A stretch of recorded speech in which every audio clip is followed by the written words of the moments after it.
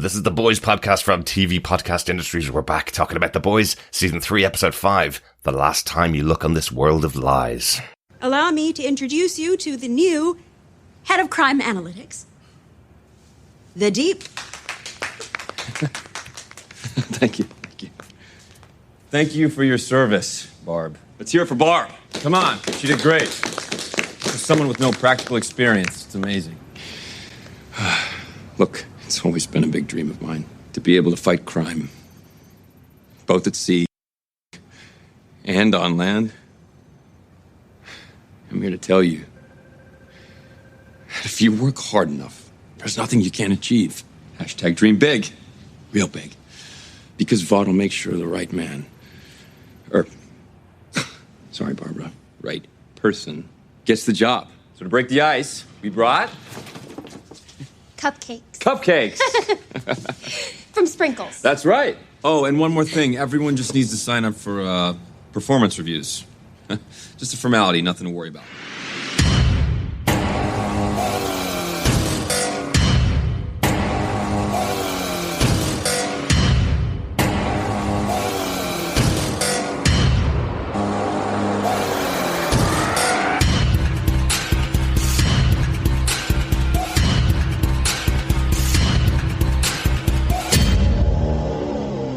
Welcome back, boys and girls, to TV Podcast Industries. We're talking about The Boys, Season 3, Episode 5, The Last Time to Look on This World of Lies. I'm one of your hosts, Darick. And dialing in from New York City, I am Chris, home of the soups.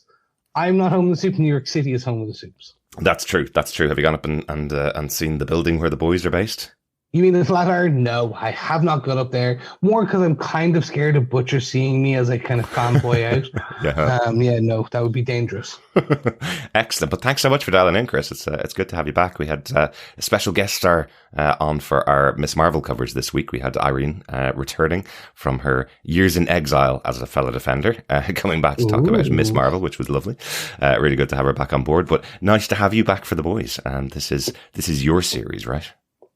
This is 100% mine. And we're going to kick off with some good news. Mm-hmm. We're going to kick off with a piece of news that broke just a few days, well, actually yesterday. Yeah. Season 4 has been confirmed for The Boys. Mm-hmm. They have just released this episode 4, and episode 4 comes out, and they announced season 4 is confirmed and will film later this year. Excellent news. It's huge. It's great. This is a well-performing show for Amazon. Mm-hmm. This is a well-performing IP. Obviously, we have Dear Becky, which came out over the previous few months and years. The comic book sequel, which came out, and it's a fun thing. It's a fun romp, and I think it's everyone likes it. So yeah, keep going until. Exactly. What was it, like five seasons in a movie? Let's go 6 seasons in a movie. How's that? There you go. Or we actually get a real Dawn of the Seven actual release in the cinema. You never know. It could happen. And with Eric Kripke behind the show, it could last 15 seasons. That's right, 50, 20 seasons out of like 8 movies. Exactly. That's what we're going to start chanting. Exactly. I've also had the spin-off as well, the animated spin-off, Diabolical. They have the one that's going to be set in the college, which is coming up and has been filmed, still unnamed, but is coming soon. So lots and lots of boys content. I completely forgot about that. The Teenage Kick-style show. Yeah, that's going to be a fun one. Yeah. And when it's in the boys' universe, there's going to be gallons of blood, gallons of swearing. It's going to be fun. I'm now counting profanity in liters of blood styled kind of thing. It just makes more sense when it comes to talking to the boys. Excellent. Will we get into talking about this episode of The Boys, Chris? Let's do it. Excellent. The showrunner for this show is Eric Kripke, as always. The episode here was written by Nelson Cragg. This is his first episode of The Boys, but did previously do a lot of work with Ryan Murphy in the past, working on American Horror Story, American Crime Story, and The Excellent Pose as well. So great to have Nelson over here working on The Boys. Yeah. The episode was directed by Ellie Monahan. She's been a script supervisor and writer's assistant on the show right from the start and has an episode of each season. This is the 3rd episode of the show that she's written. She wrote episode 7 in season 1 and episode 5 in season 2. So great to have her back. Excellent. Yeah, great to have her here. And she definitely has a handle on who the boys are and what they do. Mm-hmm. But Darick, do you want to tell us what they gave us with your synopsis of this episode? Sure. Following Stan Edgars' exit from Vaught International, Ashley has been promoted to CEO, but Homelander is the true leader and appoints the Deep to head of crime analytics. After returning from Russia without any real leads, Hughie tells a shocked Starlight they've lost Soldier Boy and he's taken temporary V, but Soldier Boy has made his own way back to the US, and he's on a mission to kill Crimson Countess. After Soldier Boy explodes in the centre of New York, killing many innocents, Mother's Milk makes a tentative alliance with Billy and Hughie to stop him, but Billy has realised Soldier Boy is the weapon they've been looking for. After consulting with the Legend, a former Vaught vice president, Billy and Hughie take another dose of V24 and set up Crimson Countess as bait. When Soldier Boy returns and kills the Countess, Billy arranges to work with him to take out Homelander, and Hughie goes against Starlight's advice and joins up with them. Meanwhile, A-Train's attempt to make amends to his community goes disastrously wrong when racist Soup Blue Hawk loses control and permanently injures his brother. Lots of stuff going on in this episode. That's just the central storyline. So we're going to talk about it in our top 3 points. Going to talk about our boys moment, our protagonist moment for the episode, our 7 moment, our antagonist moment, and any other outstanding moments from the episode. Chris, do you want to kick us off with your favourite boys or protagonist moment from the episode? Sure. I'm going to talk about wee Hughie's transformation in his mind from wee Hughie to useful Hughie. Mm-hmm. As he calls out to like, which would he prefer? Mm-hmm. Would like wee Hughie, who's coward and kind of getting in the way and potentially a liability? Yeah, and likely to be killed. Yes, likely to be killed. Or Hughie, who can actually teleport and is indestructible, mm-hmm. and has, or at least more bulletproof than usual. Yeah. Let's put it that way. And I like this transformation because what we are seeing, one thing I'll call out very quickly, mm-hmm. there seems to be some lingering powers or strength from V24. Yeah. And they don't call it out. It was very subtle. Mm-hmm. And we'll say, you know what I'm talking about, and I think our listeners will know. They've specifically called out Hughie, or they've shown Hughie had a problem opening the jar of pickles or peanut butter that they've been opening throughout the show. Yeah. In this episode, he just opens it in one go. It is just like popped. No, but there's no mention of it. It's just in Starlight's eyes. It's when she notices it, definitely. Yeah. So she realizes something's gone on here. But I love that it's such a small moment, and I love that it could be lingering superpowers allowing him to open a jar. Yeah. No, and that's it. And so it's kind of starting to hint that there is a change in both personality. Mm. So there is a very addictive element of this. Absolutely. Which is V24. So we're starting to see that change in Hughie and Butcher, mm-hmm. but also potentially these other lingering symptoms of superpowers or strength or something. Yeah, suddenly Hughie is like quite strong and like it's going to be fun. I love that your definition of strong is being able to open a jar, Chris. That says a lot about us, doesn't it? That is a superpower for some. Jarman. Jarman, Popper, the Popper. There you go. That's much better, Chris. That's why I do the names. Mm-hmm. But yeah, no. So for me, I really intrigued with how they are basically showing this addictive element and the rationalization of Hughie taking V24 in his own mind. Mm-hmm. From he is outright lying, and they are setting it as they're setting it up as a drug. It's an addict, like looking for excuses to take a hit. Yes. So he's like, oh no, I can be useful. And then to Starlight, it's like, I promise I'll never do it again. I promise I'm being open and honest. We're telling the truth, like in the spirit of no lies. But he straight up lies multiple times, mm-hmm. many, many times. And you're like, okay, so this is how they're doing it. And I'm enjoying this. Like Jack Quaid is just so... He plays this part of Hughie so well in that it's the character who is sick and tired of being a liability to his girlfriend, to his friends, to his business. Absolutely. Getting constantly in trouble. And it's like, it's been nearly 3 years maybe, or just like 2 years of death, destruction, blood, like just getting various viscous liquids thrown in his mouth. Absolutely. From vomit to blood to water to whale guts to you name it, it's been in his mouth. Mm-hmm. And he just wants to feel powerful. Exactly. He wants to feel like he is pulling his own weight now. Well, yeah, and remember, this is all coming on the back of an entire year working for someone he didn't know was a soup, and him thinking that he was making a difference when in fact it was all being controlled by Vaught. So, so he felt really powerful for that whole year, and then realized that was all a lie, and then was pushed over the edge by Homelander stepping to him last episode. So, and him unable to do anything about it, feeling that pain of like, I'm still being bullied here by another bully that I definitely can't stand up against.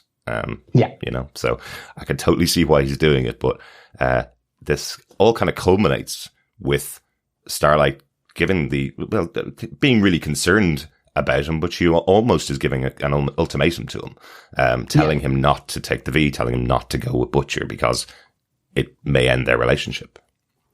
Yeah, and I'm wondering if that's what will happen for the remainder of the season, where we will see them. They'll no longer end up together. So basically, he'll do what is necessary, but he'll become more of a Butcher than an MM, if you will. He becomes more of a Butcher than a Hughie, and that change signals a change in their relationship. So, end of the season, we're going to get closer towards the Empire Strikes Back kind of ending, where a lot of things are going to be, some things will be better, not much. Yeah. And as we move into season 4, it's kind of like they're no longer together. Homelander's probably winning. The team's on the out. Like that's because it does look like this is the thing. The team is broken, very broken, and maybe our favorite young couple are no longer together. Yeah, it's entirely possible. And I suppose it was called out by Mallory before that Billy is on this mission. It's not just to kill Homelander, it's to kill all soups.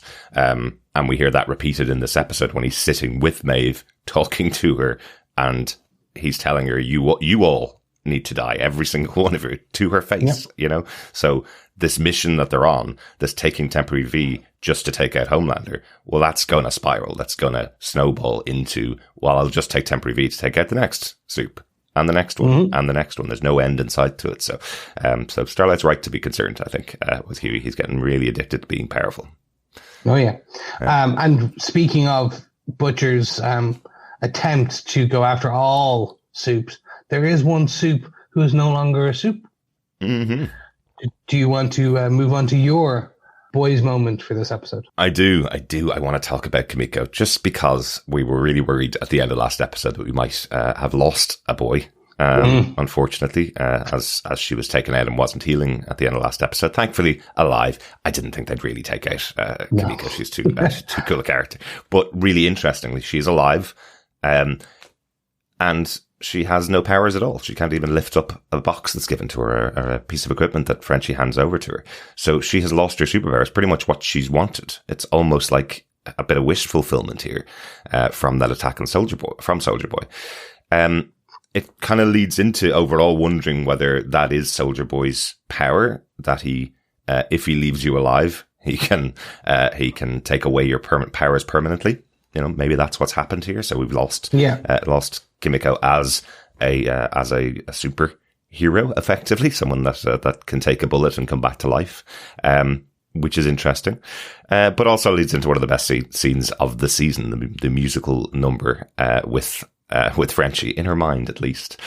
Absolutely loved this. The choreography was fantastic. The song was a great choice. I've got rhythm, really, really good choice. And then like walking out into the hospital and being surrounded by everybody dancing around them. Really good musical moment.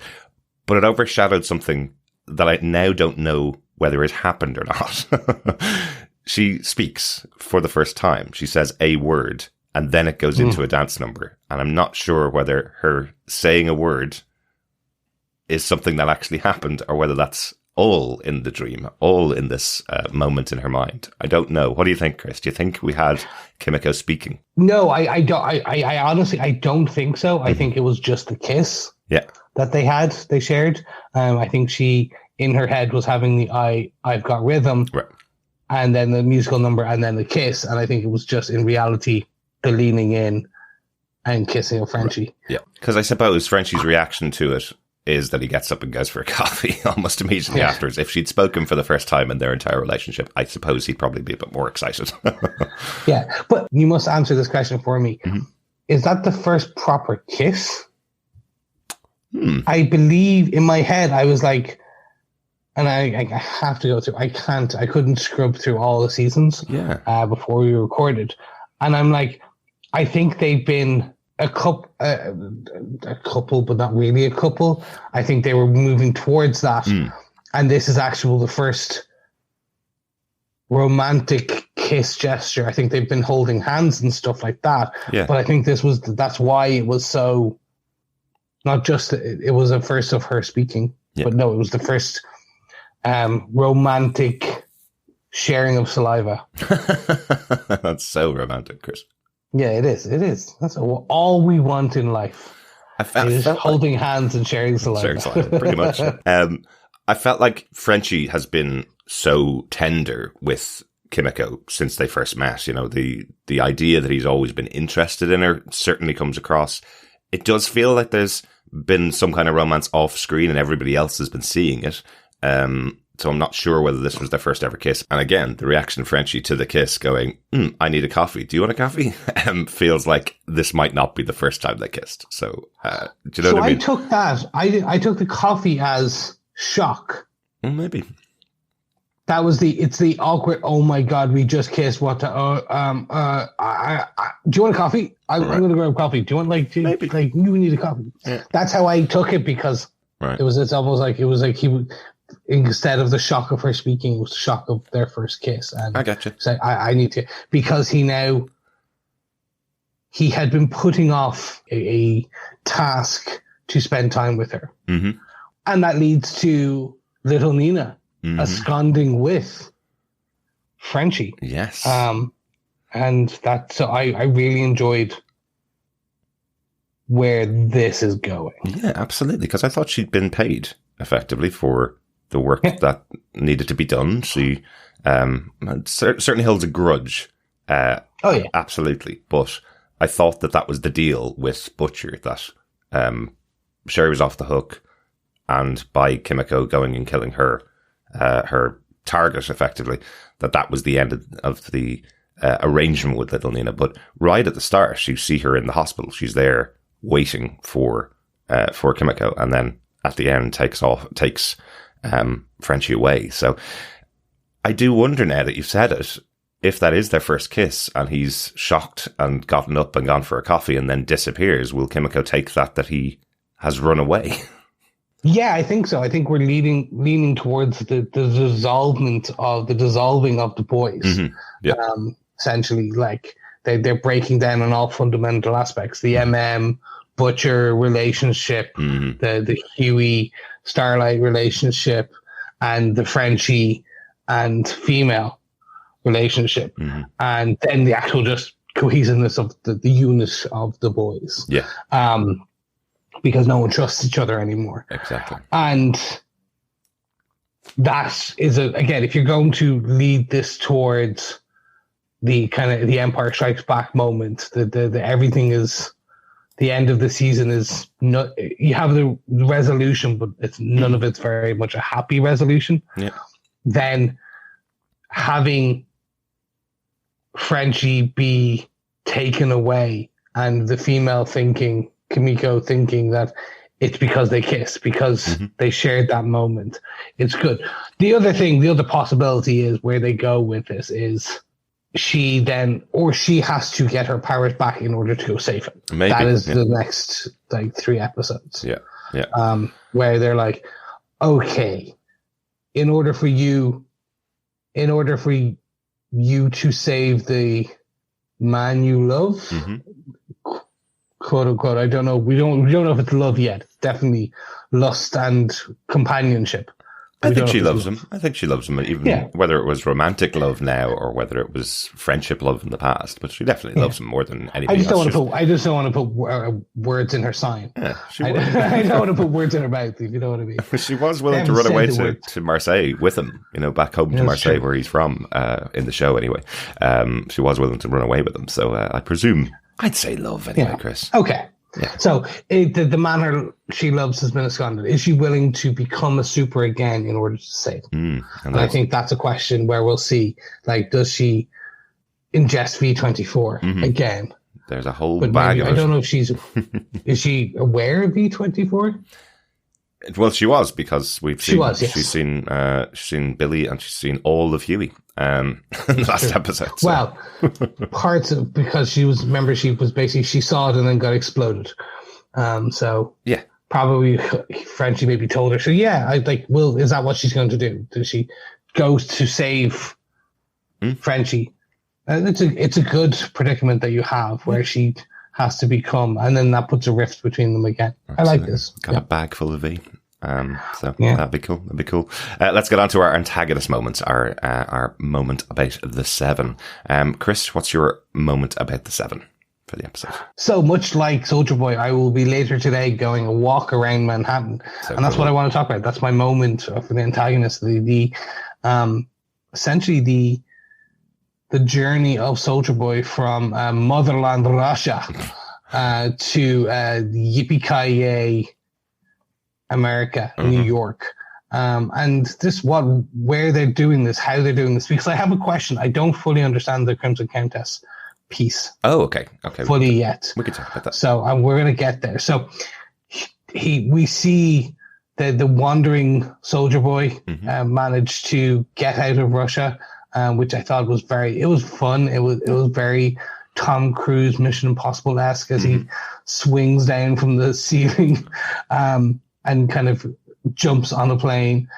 He goes to a restaurant in Manhattan. We see him there. He's kind of looking quizzically at Manhattan, i.e. Quizzically is probably, he's an old racist old man. So he's seeing pride flags, he sees gay people, so we were showing that he's homophobic, he's not nice. He's looking at non-Caucasian people and giving them the eye. I suppose is the best way of putting it. And so we're kind of shorthand showing that he is an old Caucasian man from the 60s, and he's racist, and he's homophobic, and he's not a good man. Well, they're shorthanding it there. That's very quick. He gets to the restaurant of some kind. We didn't know why he was going to a restaurant, but he went to a restaurant. He then has a mental break, and every time he seems to have a break of flashbacks, he explodes, but not in the sexual way. As the boys may have it, like, come on, it is the boys. When you're exploding one way or the other. Blood and guts or something else. Mostly it's blood and guts. Yes. And in this case, it's actually a superpower of a beam that cuts the building in two.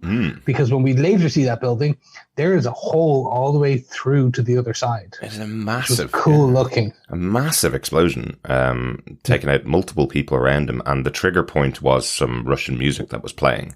And that triggers the memories of the extraordinary experiments that he was subjected to. Wow, that video that was watching at the beginning of the experiments, that scene where somebody's got a machine gun into Jensen Ackles' mouth and is firing it into his mouth is so well filmed. I thought it was fantastic. But the kind of stuff, like, they effectively say, what's it that Billy describes it as, they basically shoved Chernobyl up his arse to try and test his powers and what the limits of his powers are, so he still exudes radiation from all of the radiation he was exposed to over those years in Russia. But that's his trigger point, and that is the explosion that he comes out with, taking out everybody around him. So, very dangerous person to be around. Yeah. And he goes to the legend. He gets his costume and the address of his former girlfriend. And then fast forward to his former girlfriend's house. Yes. The Crimson Countess. So this is the bit I'm questioning. I'm trying to figure out, why did she sell him out? Why did she give him to the Russians? There's a parallel here in the episode. We see it from Queen Maeve and Homelander. Queen Maeve was paired up with Homelander. Homelander saying to her, I loved you in my own weird way. And her saying to him, right from the start, I've never had anything but hate for you. And that's the same as Crimson Countess. When we saw the flashback scene to 1994, we saw Soldier Boy chatting up the young Mallory when they were all together in the army base, and you saw the look from Crimson Countess going, not again. He's chatting up another woman again. He keeps telling everybody he's in love with her, but he is clearly going around cheating on her. And she said, everybody on the team hated you, so did I. And she says she didn't even get payment for it. She did it because she hated him so much and saw an opportunity to take him out and gave him to the Russians. Yeah. So I the question I have, was it premeditated, or was it a moment of, I'm just not going to stop them taking him? That was the bit. I was like, is it that she made a deal with the Russians to give Soldier Boy away? Or was it that kind of like, well, we were under attack and I just didn't stop? I think she made a deal. a deal. Yeah. That was just the one bit where I missed the shorthand. I missed the narrative explanation there. I got the hate, disdain, and that's cool. And I enjoy that. Yeah, when you're constantly setting up characters of superheroes, quote unquote, and they must have relationships, and we've seen that with the same parallel. Actually, as you said, there's the Maeve and Homelander, but we're also seeing Homelander and Starlight. Yeah, exactly. They're made for TV, made for corporate America, or capitalist America, exactly. Where you like to ship things. Yeah. It's interesting to see, and he destroys her. There is no Crimson Countess no more. There is no OnlyFans Crimson Countess with Seth Rogen. Wow. That was a scene. Like, you know how much money this stuff is making for Seth Rogen. He's an executive producer on this show, and also on Invincible, and also on the Diabolical series. You know, he's getting a lot of money out of the boys, so this is him giving a bit of payback, right? So he's always willing and up to do anything like this, but I thought it was absolutely hilarious how far he went with that scene. They use vinegar strokes, the joke. It's just like, I was like, that was brilliant. But just having her as a sex worker, as an OnlyFans like live cam girl, but talking about the chimpanzees and the orangutans first, and it's just, it was fun. Yeah. But it was $18 a minute. Yep. Not cheap. Cheap. I think it was actually Seth Rogen. I think he was playing himself in that scene, because that's the only person that could afford that call. Exactly. But there, and then we see the deal is made and they go off. We don't see the full conversation. We see parts of it, and we just see, but it's essentially they've made a deal, and now the new gun of Soldier Boy is firmly pointed at Homelander. So let's see where we go in the remaining few episodes of this. And let's hope there's no Russian music playing on the car stereo on their drive anywhere, because we may lose everybody in the boys for that. Yeah. I have to say the final image of Crimson Countess exploded in her camper van, or not camper van, in the caravan park, was stunningly disgusting once again. Like crispy barbecue. But you could really tell it's again, the production design on this show is unbelievably gruesome. They're going as far as they go in horror movies to show that this looks like a former real human, effectively. So I was wondering on this with the Crimson Countess, did they just get a full fake body skeleton and build it up, or did they do what they did with Stormfront on the actress, where they just layered her in prosthetics? Yeah. And so they kept her as close to her face, and it was like looking like her at the end of last season. It wasn't actually a prosthetic. It wasn't actually a fake, Stormfront body. It was actually the actress. She was fully layered in the makeup, and that's why they had the makeup at the beginning of this season. Maybe, yeah. But it was more cleaned up. Yeah. I was just wondering, did they actually say, okay, stand super still for the next 8 hours, and we're just going to build a fake body around you? Yeah, maybe it looked right to skeleton level, which would be very difficult to layer on top of Larry Holden. But she's been great in the series. I'm really happy to have her on the show for these 3 episodes that she's been in. Of the 5, I think she's added so much comedy to the show and added that kind of layer of interesting relationship between her and Soldier Boy. I thought that was really a really good guest star for the series. Really, really great to see Larry Holden on the show. Excellent stuff. Yeah, really enjoyed that. Anything else about Soldier Boy? That's it, really. I just want to see where we go over the next 3 episodes. How they wrap up this story, and whether is Jensen Ackles a returning character for next season? Yeah. Is it that we're just, like, are they going to make Soldier Boy a boy? Will he be a boys member almost? Or will he be a Vaught member? Or is that it? Is like he killed off and we Homelander looks at him and that's it? Is it just basically we're going to get, like, it's all this build up. Soldier Boy goes up to Homelander and Homelander just snaps him like a twig and like, is that all you got? All right, come on, bring it.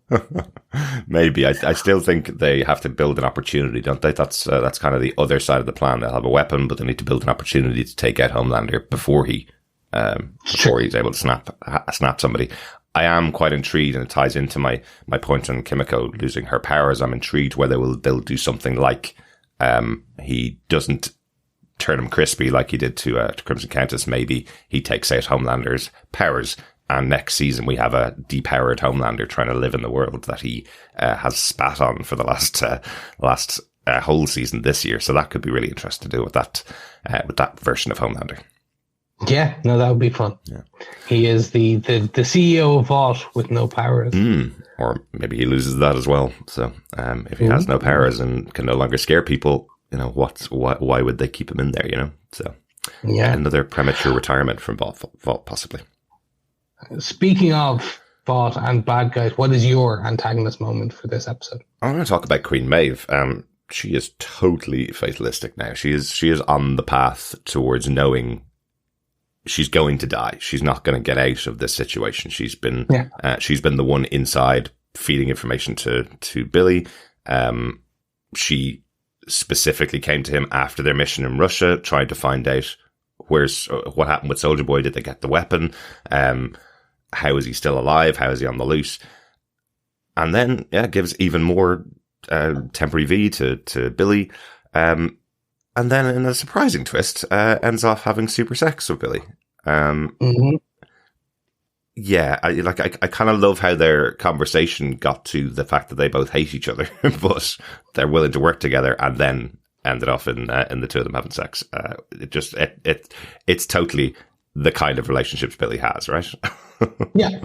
No, very much. And I like like you said, I like that fatalistic attitude now of Maeve. Yeah. She's on the edge. Yeah. Oh, well, she's over the edge by the end of this episode, or is she? Yeah. I enjoyed this. I enjoyed that she's like, no, I'm sober for 4 months. I'm prepped for this battle. I'm prepared. I'm kind of training. And Billy's realism on his realistic explanation of the situation puts them both into such a depressed mood. They drink. Well, exactly. He's like, I've been sober for a year, and here I am, 3/4 of the way through a bottle of whiskey. So, with his St. Christopher medal. So showing that it was an act. His hate of Ryan, because I must say that I took that not about Becky. I took that about Ryan. I took that not about the loss of his wife, but the loss he's had to push away his child. Not his child, but he was looking after that kid. He felt for that kid. Yeah, it was the last. So I took it that way. It's the last memory of Becca. It's the last piece that he has to connect into Becca, and so is the the St. Christopher medal. That's what she gave him, and that's what he passed on to Ryan. So, he's definitely lost everything, effectively. That's why he's on this mission versus Homelander. So, I like the connection with Queen Maeve. I like that she's involved herself with the boys and with Billy particularly. And I always like these really strong characters sitting down together, and you don't get very many moments with Queen Maeve, I feel, over the course of the couple of seasons. But particularly her with Billy feels like a good, it feels like a really good scene when the two of them are together. But she also stands up to Homelander. And we've seen before how powerful this guy is and how little people stand up to him. You know, it's very rare that people will stand up to him. And he's kind of pointing out, you know, I don't think there's much love lost between Homelander. He's not stupid enough to think that they're best friends or anything. But he does feel that because of the experience that they've gone through together from the start, being right at the top of the seven for this many years, he does feel that that shared experience would at least allow her to be a bit more on his side in what he's trying to do in putting all of the Supes as the heads of Vaught now. But no, nothing from her. She's out, and she's willing to tell Homelander how much of a child he is, and how much she really hates him and always has. So and we see the slight return of Black Noir when Homelander gets Queen Maeve taken out. We see Black Noir's mask, at least, right behind Maeve as she's taken away for rehab, I guess. Taken away to rehab. Will we ever see Maeve again, or will she be holed up in one of those secure cells down in the basement of Vaught Industries? Maybe that's where she is. But I hope we see her again. I enjoy this character a lot. I much prefer. I'm hoping that's not the if that's the exit of this character, I'm disappointed. Yeah, I wouldn't think so. I was just trying to work out where they're going to get her back in the future. I hope it's not Starlight trying to break her out now, because Starlight has lost the boys, Hughie at the end of this episode. So she now needs to go find, because Starlight confronts Ashley about the Maeve's rehab and being taken, threatens and goes, he'll turn on you too. Yeah. Ashley obviously then grows the spine and goes, no, get out, I'm the CEO. Yeah. It feels like she almost got through to Ashley though. She did. Yeah. She nearly, you could see the fear, and then obviously the Homelander fear takes over. Exactly. And as always, Starlight's right. There is going to come a point where Ashley will say the wrong thing. Like, wow, that board meeting was so tense as Ashley takes over as the CEO of Vaught International. She's trying to make her speech about how wonderful it is. She's not in charge at all. Homelander walks straight in and tells her to get out of the way.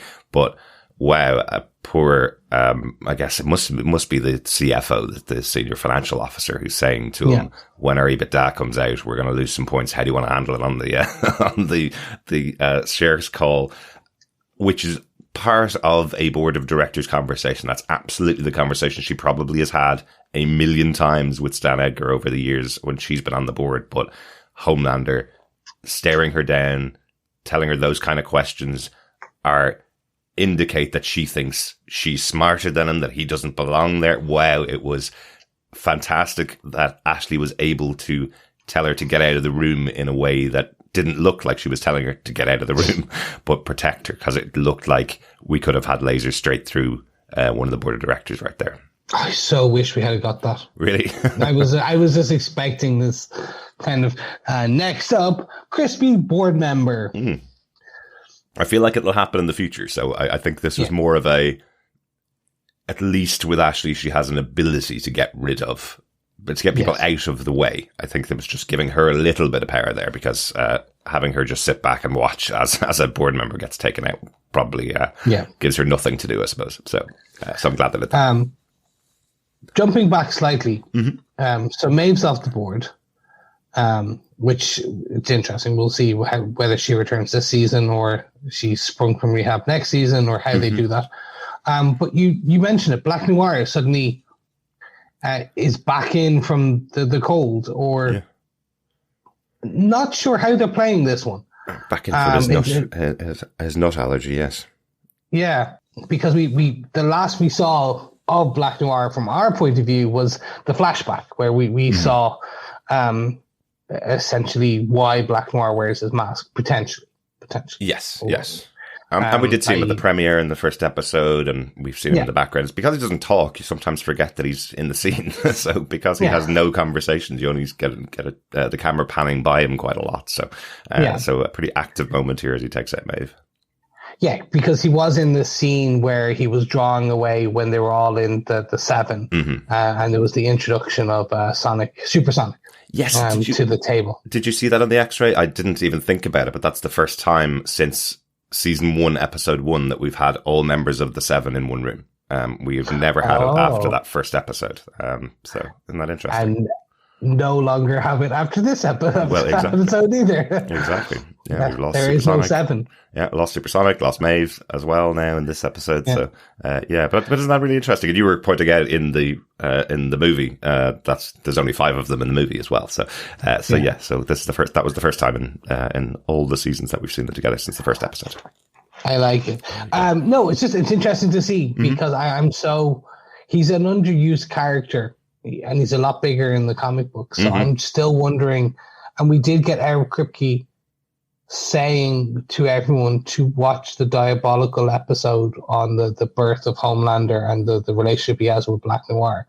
And I'm just wondering, and I'm just calling it, I'm wondering if that's within the next 2 episodes. Why? I understand it was the Homelander's first mission by himself and why he went off books and how so many people died, and I get that aspect, but I'm wondering if it's more about also his relationship with Black Noir, and if we get more on that. But let's wait and see. Yeah, definitely going to be interesting. Yeah, absolutely. That was my antagonist moment about Queen Maeve. Do you have any other outstanding moments from the episode, Chris, that you want to talk about? I have one, and I think we should call it out. It's A-Train's moment. His standing up to Blue Hawk, or at least him getting the Vaught apology tour moment from Blue Hawk. Yes. And this is tough to watch. Because he thinks, A-Train does think he's getting something, he's winning. He thinks, hey, okay, I'm getting the apology and a donation to the community center. This is going to go well. His brother goes, what the hell are you doing? Why did you spring this on me? Yeah. It just descends into racism from Blue Hawk. Yep. Not even veiled. It starts off veiled and then becomes unveiled. But even from the start, even from when the conversation is being had between A-Train and Blue Hawk, when A-Train's standing up to him, he's going, am I being cancelled here? It's racist to call someone racist. His response, this guy needs a punch in the face like no other superhero outside of Homelander. But it's also interesting because A-Train's been in this exact position. Right back in the first season, he was the one that had to walk into the room with Hughie and make the apology to Hughie and then walk back out again. Read the statement that has been prepared for you by the PR team. This is what you read, then you walk out. The problem with this guy, Blue Hawk, is he has way too much to say about why he's racist, effectively. And he finishes the statement and then goes straight on to that racist sentiment of, well, actually, the reason why I'm in black neighborhoods is because there's way more crime in black neighborhoods than there are in any other neighborhoods. So I'm right to be here and kill as many as I want to, basically, is kind of his attitude, you know? Awful moment. And then as they start to surround him or shout back at him, he starts taking people out left and right. Yeah. And it gets tough to watch because A-Train just earlier had sold out Supersonic. Yep. He gets confronted by Starlight going, what the hell? And now he essentially ends this episode with his brother potentially paralyzed. Well, yeah, the doctor says he'll never walk again. Yeah, he'll never walk again. Yeah, and I suppose again, remember, A-Train's a speedster. That's his entire deal is running. Effectively, he's lost that power, but himself and his brother was his trainer for years and worked with Vaught. So the fact that he can no longer walk is quite significant for them as a family. It's a very specific thing between them as brothers that the running is what formed their bond over the years, and now his brother can't walk because of something he did. Big moment. Again, the show doesn't tend to have redemptive arcs. It tends to punish people on the show for things they've done in the past. And I think this is all the punishment for A-Train at the moment. Yeah, I think what they're going to do is they'll have him speed one last time and then he dies. Mm-hmm. I think that's going to be he'll save Starlight again somehow. Maybe. He'll stand up and then that will be it's not even going to be redemptive. It's just going to be he did it and he's dead because there's not much. Yes, but they do have an out, Chris, because that wasn't guaranteed. So they said you could run another time and you could be dead. He could run another 20 times and not be dead. So it's about him overcoming that and using the speed and maybe not dying. So they do have an out to keep him alive at least. Exactly. Yeah. So that was it. I'm interested to see where they go with this storyline again. Mm-hmm. Because it's a tough watch. It is. I like to see more just also because I like the character and I severely dislike the character, and now I feel they're attempting for me to feel empathy and sorrow for this character, and I'm struggling with it just more because I dislike the character, not how he's written or the character itself. It's just you're made to dislike this character based on his actions and things like that. Yeah, because he's effectively on Homelander's side. He's trying to suck up to Homelander to get his position back that he had in the past, to be a center of the Seven, you know?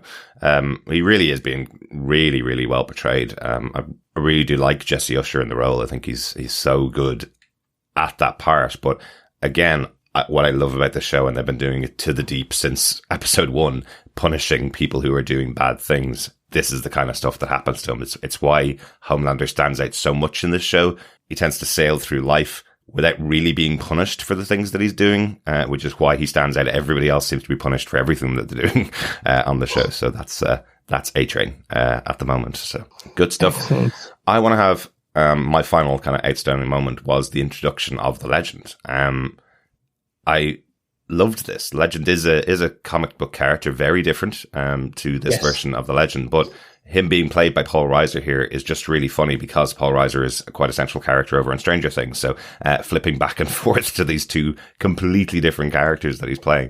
I really like this character. I love that he's telling all the stories about everything that went on to him in the 80s while he was still the vice president of Vaught Industries. And I love that he's telling them to Hughie. I feel like if he was saying them to MM or Butcher, they probably know the references. They probably know the people he's talking about. But he's talking about things like Falcon Crest, and Hughie's kind of looking at him going, I don't even know what that means. He's calling out Starlight's names, you know, absolutely. But calling out Starlight's names, calling out big actors from the 70s and 80s, and Hughie is looking completely blankly at him, but sounds like he had a very interesting life, let's say, while he was VP of Vaught. I really enjoyed this character. It's fun, and even whipping out his leg, or off his leg, I should say. Just going, this is the last time I helped you. This is what happened. And Billy telling him, if you keep going, I'm going to beat you to death with it. Yeah. Love it. This is brilliant. Love it. You're right. He is very different from the comic book character as well. The comic book character is essentially a Stan Lee rip, if you will. Yeah. Who is a character who essentially wrote all the comic books for Vaught America in the comic book universe. Yes. So he came up with the storylines for these superheroes and villains. Yes, that's right. He did both, didn't he? He wrote the comic books and he wrote the actual storylines of the things that they were being sent to do by Vaught, the real version of the heroes as well. So he was doing both things. Yeah. So a very big character in the background. We do one part that we haven't got yet, which is that also the villains within the boys' universe and the comic books are also, we later find out, are paid by Vaught. Essentially, they too are comic book. They are paid actors, if you will. Yes. Who have these fights with the Homelander and the Seven, and essentially they are paid to have these rivalries with. Yes. The other heroes. Yeah. And we saw that in The Boys Diabolicum, one of the animated episodes. It was all about the setup between two heroes and their villain. The Nubian Prince and his family. Yes, exactly. So that's that. And we don't see that in this right now, I should say, Yeah. in the universe. But that was the fun part of that character. He was the one who came up with the stories. He knew the backstory. He knew who Maeve, like he knew the truth about Maeve and all these types of things. Yes. And he knew all the strengths and weaknesses of all of the heroes because he'd worked so closely with them as well. Yes. Very much so. I liked their tweak of this. It makes more sense in the universe, in the canon and the universe they're building within the show. Yeah. And beyond that, it centers it on more on the fame aspect. As you said, it was more he was talking about starlets and actors, and you see you see him with American presidents as it pans through all the photos. It's American presidents, it's well-known actors, actresses, starlets, superheroes. It's that fun agent almost. It's like, here's all the people I used to kind of cruise and it feels vastly different to Stan Edgar as well. That's one of the big things here. He's a former vice president and he was living off, I guess, the fame that coming surrounding him from the superheroes. So exactly. And so I think it's going to be, I'm wondering if it's a one and done character. I'm hoping not. I'm hoping that they reuse it for some additional, I don't know how, but I'm hoping it's not. And if it is, I really liked that they have Paul Reiser as the actor portraying him. I think they did a great job. In the comic book, the character of the legend being a Stan Lee almost lookalike, it is absolutely a one-off joke, is what it sounds like. You know, this idea that Hughie will be going to talk to this really potty-mouthed version of potty-mouthed. God, it makes me sound so old and weird. But he's talking to this version of Stan Lee that isn't like the version we had in the real world. And it feels like if he did something similar to that, I know it's The Boys, but I think it would be really in poor taste. It wouldn't have landed as a joke. It just wouldn't hit since we've lost Stan Lee in the past. So I'm glad they did it this way. There's only one other. Is there something is there something that's too tasteless for The Boys? I think it was that joke. True. Yeah, and I think you're right. There's only one other person I think who could have done it better as an actor, and that's Nathan Lane. Seeing a Nathan Lane style version of this would have been, I think, would have just been amazing. That could have been fun. He's too busy over in Only Murders in the Building, isn't he? Exactly, and I'm wondering if that's why we didn't get that. Right. I think it's maybe they just went, oh no, it's too close to this other character you just portrayed. There you go. But overall, look, it was fun to see the legend. I'm hoping we get more of it because he knows where a lot of the skeletons are buried. Mm-hmm. That's true. So it will be he knows potentially where Maeve's rehab center is, maybe, or she's upstate. So it's all going to be interesting. Yeah, maybe. As I say, I'm not sure whether Maeve has even left the building. I think she might be downstairs in the prison cells. she's downstairs in Tower 7. There you go. Excellent. Sub basement 4. Excellent. Any other points and notes about the episode, Chris, before we close it out? I have one more note.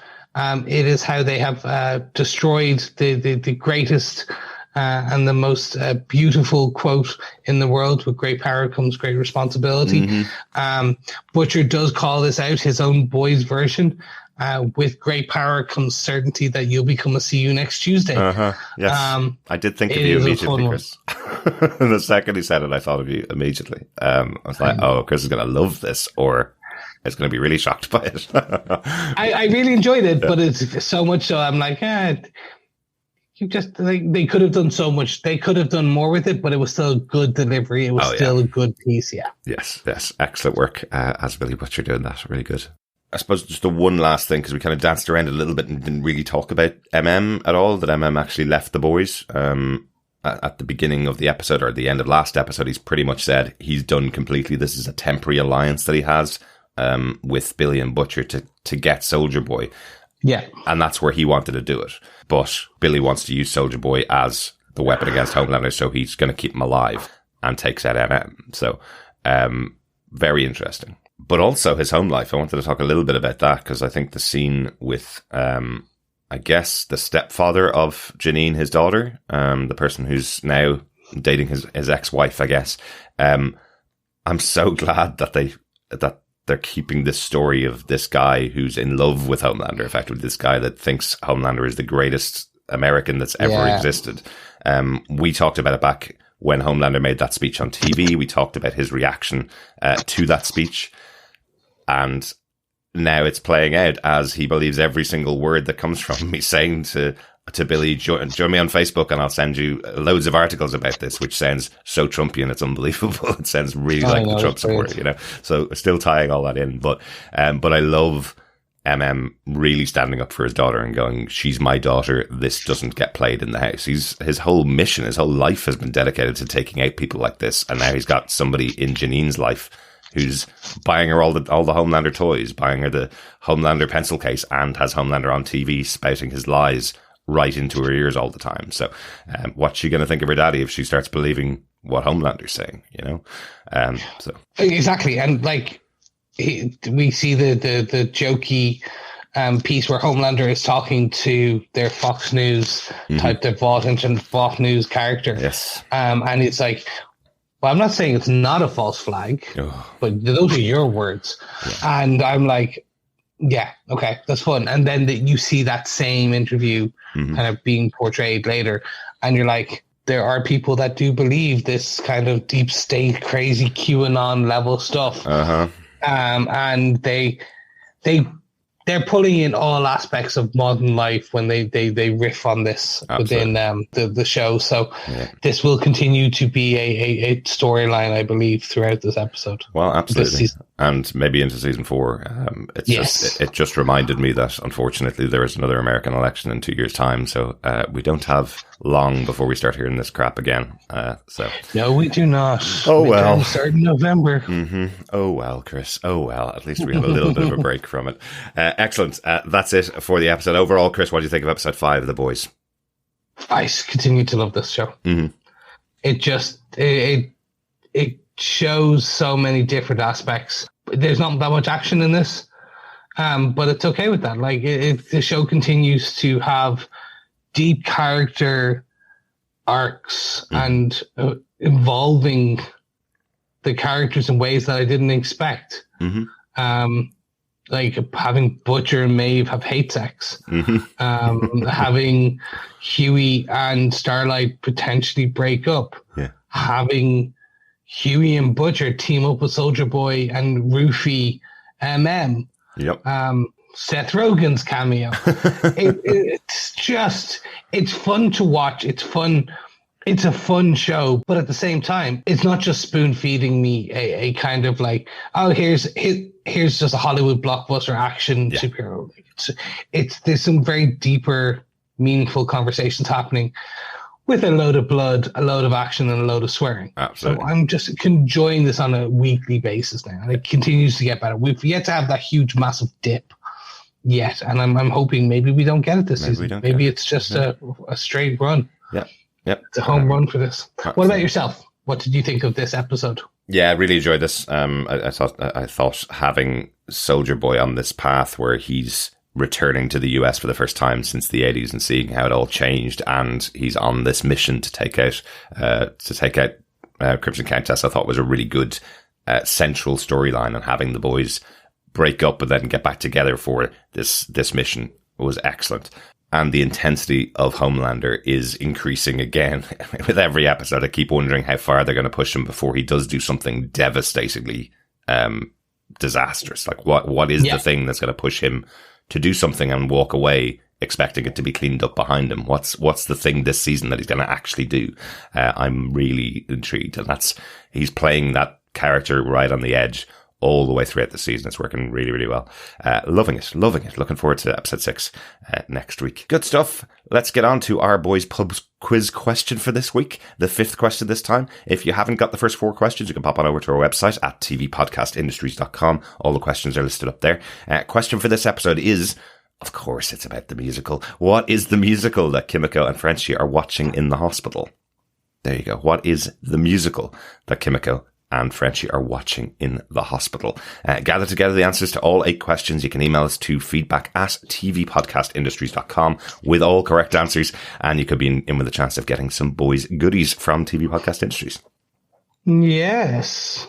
And if you would like to support this show, if you would like to support us as we take you through the remainder of this season of The Boys and also Miss Marvel, which we are also kind of covering at this moment in time. You can head on over to patreon.com/TV Podcast Industries, where you can support us for any monthly amount. And it is great, and we much appreciate it. Or you can support us on a one-off donation. You can pop on over to buymeacoffee.com/TVPI, and you can buy our illustrious editor, Darick, a coffee. This episode of TV Podcast Industry is brought to you by our supporters on Patreon, including Stuart Campbell. Thank you, Stuart, for your patronage. Absolutely. Thanks so much, Stuart, and thanks everybody over on Patreon for your support, and everybody who's been sharing the podcast, because sharing the podcast is sharing the love. Thank you so much for retweeting it and for sharing on your social media, and thanks so much for staying and listening as well. Yes. You can also send us your feedback to hear your thoughts on the air with us. You can head on over to tvpodcastindustries.com and you can send us a voicemail there, or you can email through at feedback@tvpodcastindustries.com. First up, we have an email from Coffee and Vodka, who had this to say: "Greeting, fellow dildo dueling defenders." Now, there's something I'd never thought I'd write. In so many ways, the best episode of the season so far. Homelander consolidating power, even over Starlight and Stan Edgars. Butcher and the boys at the nadir with their weapons of superhero destruction, an apparent myth. And Kimiko seemingly dead. Billy, a grounded Homelander, and Hughie's The Flash. More ways than one. The curveball of A-Train going from attempted social justice soup to double-dealing dupe. The death of a former boy band teen idol and the return to life of a homicidal Captain America, with also buns of steel. Of course. And it looks like that new supply of blood they ordered was used up in one installment. So much packed into a single show with an ending which makes a week's waiting something to whine about. Just wow. And just one question. How does Homelander, an employee, however superpowered he might be, become chairman? Surely there's a corporate pecking order. 5 mind FUCKs out of 5. Fine, don't use it. 5 hungry hamsters out of 5. Oh, yes. Your favorite moment from last week's episode, Chris, the hungry hamsters. It was, again, it's just sassy animals. Yep. Does it for me every time. You love him. How does Homelander, an employee, become the chairman? Because everybody's too scared to tell him he's not really the chairman. So you see in this episode, he's actually not. He hasn't changed his position. He's just put Ashley there, and he's actually sitting in the chairman's seat and leading everything. So in everything but name, I guess, he's now the head of Vaught, but in full control. Always. And you mentioned Jensen Ackles also having buns of steel in episode 4. Episode 4 of The Boys was released about 12 hours after it was supposed to. Massive problems on Prime Video releasing the episode. When it did come back, they did joke that it was Jensen Ackles' ass that had broken Prime Video for them. So finally broken the internet. It is. You now have Chris Evans being America's ass and Jensen Ackles being the Vaught America's ass. There you go. So who do you believe? Are you a Chris Evans Marvel ass of America or Jensen Ackles voice ass of America? It's a hard choice. Your choice, America. Yeah, it's a hard choice, but I'm glad we don't have to make it. We can just appreciate both. Enjoy both asses. Exactly. Both, all 4 cheeks. Thanks so much, Coffee and Vodka. Over at our Facebook group at facebook.com/group/TV Podcast Industries. We got some feedback on our spoiler posts for episode 3. Heather Wallace says that episode was worth the wait just for that solid gold flashback at the beginning of the episode. I absolutely used to watch that show in the 80s and would try out my solid gold dancer moves. Soldier Boy's version of Rapture really was solid gold, and that was the only time in the episode I breathed normally. The rest of the time I was either holding my breath, breathing deeply to try and stay calm, or hiding behind my hands. I did not expect Alex's fate. So much for a love triangle. And I'm not sure who I despise more for currying Homelander's favour. Is the Deep or is it A-Train? I have to include Ashley as another despicable, self-interested lackey. As soon as Stan Edgars showed public affection for Victoria before the press conference, I knew something was going to change. But I'm sure this isn't the last we'll see of him. He's far too Machiavellian to be bested. Will he team up with Mallory? Or does he have another contingency plan? I thought Homelander would throw him out of the window and admired him for being so calm and contemptuous. The only slight hope I have is that Kimiko didn't die outright, so maybe she will survive to the next episode. Well, good news, Heather. She did survive, which is excellent. And I love that you give credit for Homelander not throwing someone out of a window. Yeah. This is what the boys has pushed us to. He didn't kill anybody, so I guess that makes him okay. Yeah, exactly. It's like, oh, he did good this episode. I do like your idea about Stan Edgar. There is potential there. He may join with Mallory, and that could be he joins with the CIA to essentially take down Homelander. Who knows? Yeah, absolutely. To exert his control in a different way, maybe. Yeah. As for the Solid Gold song from Jensen Ackles' Homelander, once again, the X-Ray has the full version of it available for you to watch. I think I watched it about 7 times while I was writing my notes the other day. I good. love it. Wow. I genuinely, because of his delivery of the lines and how crazy they were, I actually had to go and check out the Blondie song to see if those were definitely the original lyrics, because they feel like they're written by somebody on so much drugs, which they probably were. I was going to say, wait, hold on, it's Blondie. Of course they were back then. Yeah, it's about eating cars, and when you when you have finished eating cars, then you go on to eating other things. It's mental, and I love how well delivered it was. It really did feel like that William Shatner moment of William Shatner, the orator, doing his songs on TV. So loved it. Really, really good. Another great comedy moment for the boys. Thanks so much, Heather. Thanks so much, Heather. Another piece of feedback we received was from Dr. Bob's Fellows, who had this to say: "It can only be the boys that had an episode I can only imagine was titled Death by Dildo until minutes before release." Probably. Yeah, very much so. Episode 4 is continuing to mostly keep blurring the lines between goodie and baddie. No one is unscathed in this episode, except perhaps Stan Edgar. I did enjoy the development of a usually unseen aspect of PR management with Ashley. Yes, very true. Carrot or stick. Or in this case, dildo, yeah. I guess, is one of the PR management tactics that may be used. Chris, you worked in PR for years. Any truth? I'm not prepared to answer this question about how we use, what types of sticks we use. Excellent. Thanks, Dr. Bob. Thank you so much, Dr. Bob. We got some feedback in from Parthenia Dupree Locklear, who says, "Good episode. A-Train so predictable. I knew Alex would die, but didn't expect it so soon. The hamster stole the show." Another fan of the hamster there for Chris as well. Well done, Parthenia. I just didn't expect Alex to go that quickly either. It was really a real surprise seeing him taken out this early in the season. He seemed to be, I guess, it's taking away Starlight's friends, I guess, is what they're doing.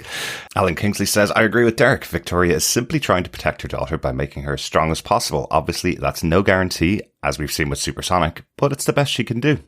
Thanks, Alan. Yeah, I think that's kind of where I'm sitting with it. That's where Victoria is with trying to protect her daughter by giving her powers. Kind of similar to what I guess Butcher is doing and Hughie are doing, because I think it'll give them that extra edge that they can have, you know. David Mr. Ryder says, "So remember last season when they said Homelander would be unhinged and super psycho? I honestly didn't imagine it would be a controlled spiral. Like you're seeing him unraveling, but it's also controlled chaos. This show is so well written, honestly." Excellent. Thanks for that, David. It's surprising everybody, really, I think. I think that's the fun part about it, isn't it? That's the show knows how to pull the rug out from under you, and lots more to come as the season goes on. Thanks, David. We also got an email in from Jerry who says, "Hey guys, this episode should have been called Death by Dildos. Kimiko killing those guys was hilarious. Butcher's becoming Machiavellian in his ways, calling Kimiko a weapon was very demeaning. Hughie is now drunk on power. Soldier Boy is now the weapon to kill Homelander. Speaking of Homelander, killing Supersonic was brutal, but think he had Black Noir do his dirty work. I'm afraid Queen Maeve will be done for by the end of the next episode. Why would these guys talk at Vaught Terror when Homelander can hear everything? He probably heard Supersonic talking to A-Train, and then asked A-Train in Homelander style what he knows. I have a theory that the Deep's wife is pulling all the strings. She's a soup that's mind manipulator. Butcher and Homelander are the biggest dildos in this episode. Jerry in Niceville." I like that, Jerry. I like that. That's really interesting. The Deep's wife could be a mind manipulator. I didn't even think of the fact that she could have superpowers. I just think because Deep is so manipulatable, I guess. He's a bit of an idiot who kind of does whatever anybody tells him to do so that he can get his way, I suppose. And now he's back in the 7. He's going to continue to listen to her. So yeah, I think that's where I am with The Deep's Wife. Excellent stuff. Finally, Steve Brown is back from his holidays. He's been off on holidays for a couple of weeks and is catching up at the moment. So he sent us in his voicemail thoughts on The Boys season 3 so far. Hello, TV podcast industries. This is Steve. And I have to say, I love this season of The Boys. I'm loving, podcasting on it myself, but also listening to y'all's, podcast of it for sure is just amazing. This season they have done, it's so incredible to think that they've gotten better each season. Like season 1 was good. I'm not saying it wasn't. Season 2 raised the bar. And then season 3 begins these first 3, 4, however many episodes it's been. I've been on vacation and back and trying to do multiple episodes and multiple watches. And it's just amazing what they've done with this season of The Boys. I love Jensen Ackles. He is a favorite of mine. He's been a favorite of mine since the beginning of Supernatural. I watched Supernatural from the beginning because there were so many X-Files creators and producers involved in that show. And throughout that show, so I can't wait to see more of that influence here in The Boys. I love seeing oh my God, why am I blanking on his name? Bobby Singer. He's had the same name in every show, and I'm totally blanking on the actor. I'm so sorry. But he's an amazing actor to be in both of these shows. I can't wait. I hope we get to see some more X-Files alum as well in The Boys. All right. Thanks, guys, again for your coverage. I love hearing you talk about it, and can't wait to hear your thoughts. Talk to you later. Excellent. Thanks, Steve. Yeah, John's going to be in the same position when he gets back from his holidays, having to catch up on all the shows we're covering as well. So hopefully it'll be fun to binge all the stuff, as much fun as you've been having. Yeah, great to see Jim Beaver over here. He's the actor who played Bobby Singer on Supernatural. So he's in The Boys as well. He's been in right from the start of the first season and was always a big presence in Supernatural as well. So great to have him on the show.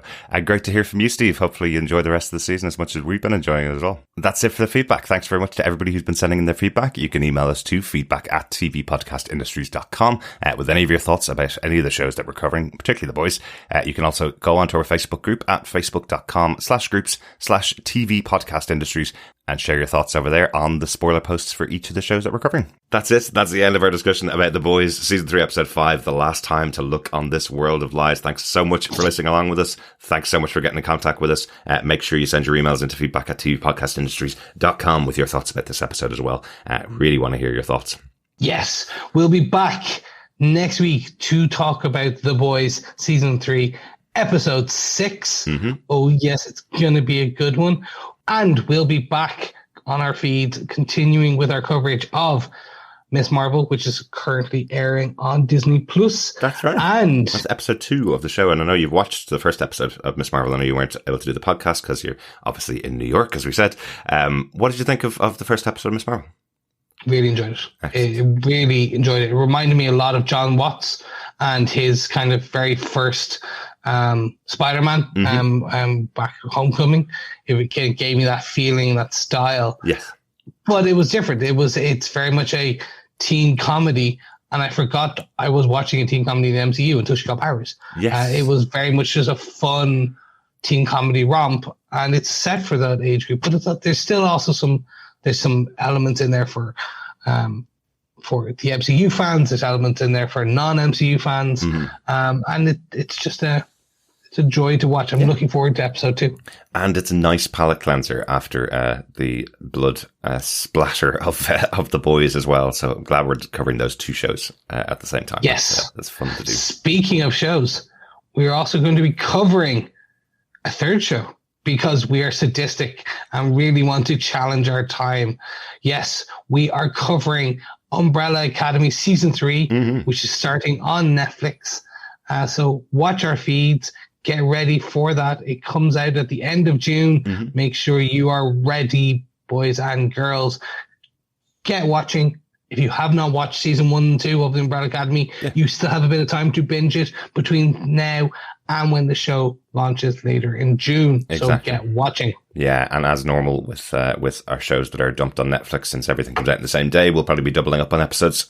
For Umbrella Academy, we usually do, I think, 2 episodes or maybe even 3 per podcast for the show, because it's all out in one day. So easier to watch and easier to chat about multiple episodes from Netflix. So lots to talk about, lots to discuss. Really looking forward to the shows that are coming up, and really looking forward to continuing The Boys as well. Thanks so much for joining us. Talk to you again next time. Bye-bye.